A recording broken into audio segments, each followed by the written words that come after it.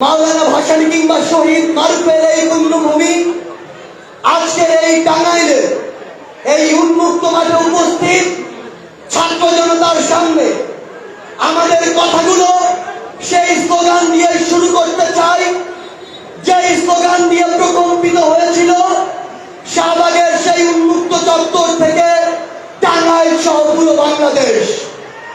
আমাদের সবাইকে একসাথে গলা বেরাতে হবে। কোটা নামে থা, কোটা নামে থা, আপোষ না সংগ্রাম, আপোষ না সংগ্রাম, দালালি না রাজপথ, দালালি না রাজপথ, ক্ষমতা না জনতা,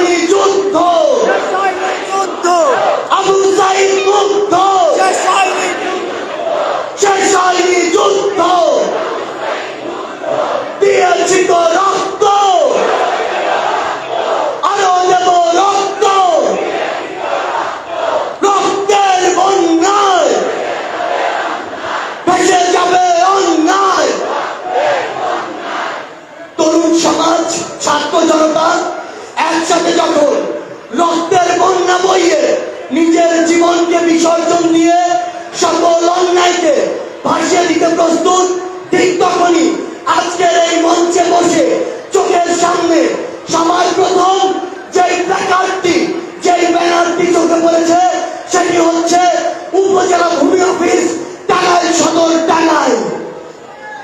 এখন আসুন আপনারা বলুন তো, এই উপজেলা ভূমি অফিসে সকল কাজ কি ন্যায্যতার ভিত্তিতে টাকা ছাড়া হয়?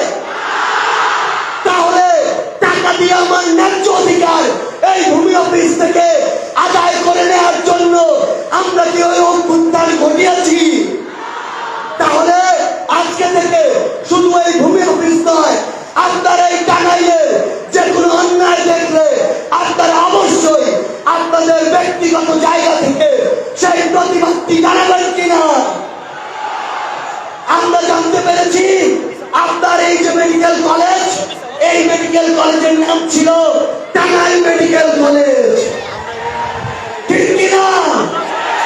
তাহলে এই সেই ঐতিহ্যবাহী টাঙ্গাইল যখন বাংলাদেশে মাত্র 19টি জেলা ছিল, তার মধ্যে একটি বৃহত্তর জেলা ছিল এই টাঙ্গাইল। সেই টাঙ্গাইলের গৌরবকে ছোট করে যখন কোন খুনির নামে বাংলাদেশের এই গুরুত্বপূর্ণ জেলায় একটি মেডিকেল কলেজ থাকে, সেটি কি আমাদের স্পিরিটের সাথে যায়?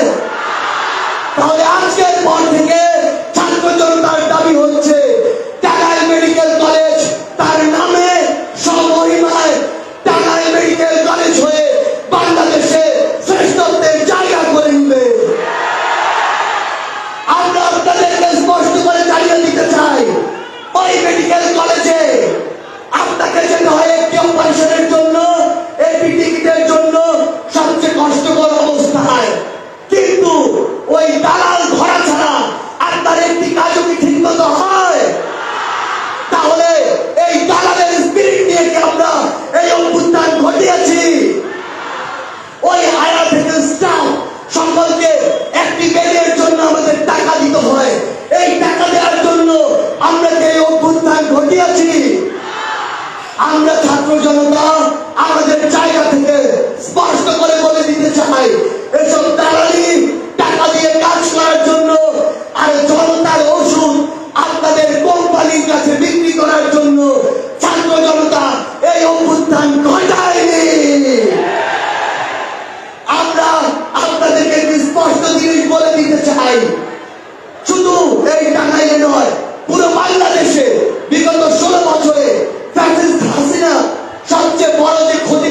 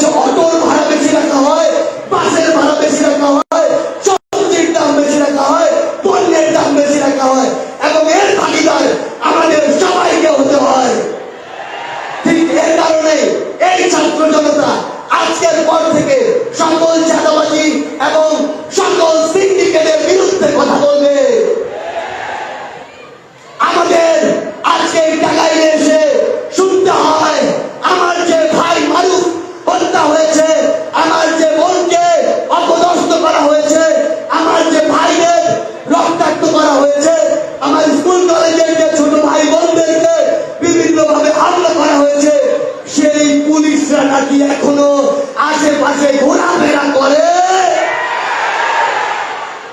আমার ভাই যখন রক্তাক্ত হয়ে হাসপাতালে, তখন সেই হামলাকারী কতিপয় পুলিশ কিভাবে উন্মুক্ত রাস্তায় ঘোরাফেরা করে।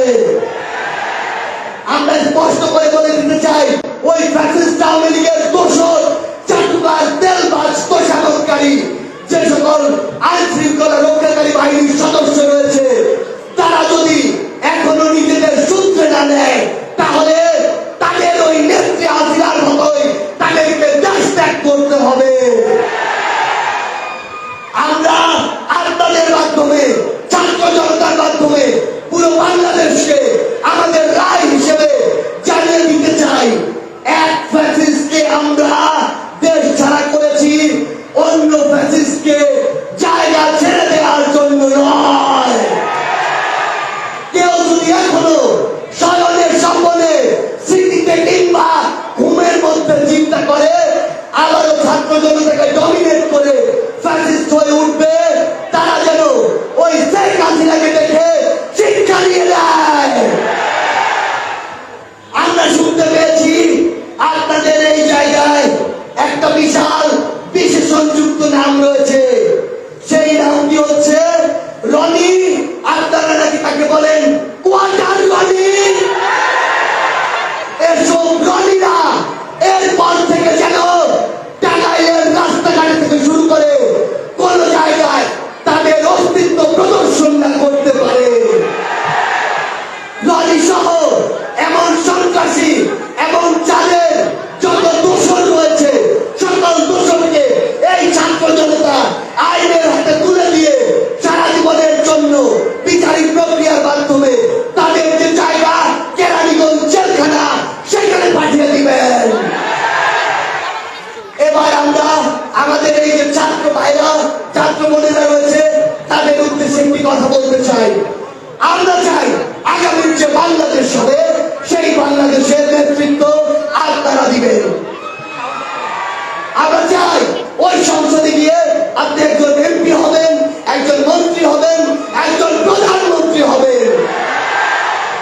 আপনাকে ওই সংসদে একজন পলিসি মেকার হিসেবে যেতে হবে, কারণ দিন শেষে আপনি কি খান, কি করেন, কি পড়েন, কিভাবে চলবেন, আপনার আইন কি হবে, আপনার নিয়ম নীতি কি হবে, আপনার চলাফেরা কিভাবে হবে, তার সব ডিসিশন পলিসি মেকিং হয় ওই সংসদ থেকে। তাহলে টাঙ্গাইলের এই মেধাবী তরুণ প্রজন্ম যদি ওই সংসদে প্রতিনিধিত্ব না করে, তাহলে কারা করবে? সেই জায়গায় আপনারা আজকের পর থেকে আপনাদের বাবা মাদেরকে বলে দিবেন যে আপনারা যেমন এতদিন স্বপ্ন দেখেছেন আপনার ছেলে ডাক্তার হবে, ইঞ্জিনিয়ার হবে, পাইলট হবে, ম্যাজিস্ট্রেট হবে, আজকের পর থেকে আপনারা স্বপ্ন দেখবেন আপনার ছেলে দেশের অন্যতম সেরা একজন রাজনীতিবিদ হয়ে উঠবে। একটা জিনিস মনে রাখবে, রাজনীতিবিদ হতে হবে পলিসি মেকিং এর জন্য, অথবা রাজনৈতিক ভাবে সচেতন হয়ে উঠতে হবে। যদি আপনি এটা না হন, এই দুইটার কোন একটি জায়গায় আপনাকে দেখা না যায়, তাহলে আপনার যে তুলনামূলক অযোগ্য মানুষদের দ্বারা আপনাদেরকে শাসিত এবং শোষিত হতে হবে। আমরা আপনাদেরকে স্পষ্ট করে বলি, আপনারা রাজনীতিতে আসবেন, তবে তার পূর্বে যোগ্য রাজনীতিবিদ হয়ে ওই সংসদে আসবেন, যেন কেউ আপনার শিক্ষাগত যোগ্যতা, আপনার দক্ষতা, আপনার ভাষা থেকে শুরু করে কোনো কিছু নিয়ে একটি কথা না কখনো বলতে পারে। পরিশেষে আপনাদেরকে শুধু একটি কথা বলতে চাই, এই বাংলাদেশ আর ফ্যাসিজম চায় না, এই বাংলাদেশ ওই পলিটিক্যাল কালচার গুলো চায় না। এই বাংলাদেশের ছাত্র জনতা এখন একটি নিউ পলিটিক্যাল সেটেলমেন্ট চায়, যারা কথা বলবে ছাত্র জনতার জন্য, যারা কথা বলবে সমতার জন্য, যারা কথা বলবে সমমন্ত্রণের জন্য, যারা কথা বলবে সমমর্যাদার জন্য। সবশেষে শুধু এই কথাটি বলতে চাই, টাঙ্গাইলের এই যে ছাত্র জনতা, এই ছাত্র জনতার 24-এর যে অভ্যুত্থানের যে স্পিরিট, এই স্পিরিট টাঙ্গাইল থেকে ছড়িয়ে পড়ুক পুরো বাংলাদেশে। ধন্যবাদ। সবাইকে।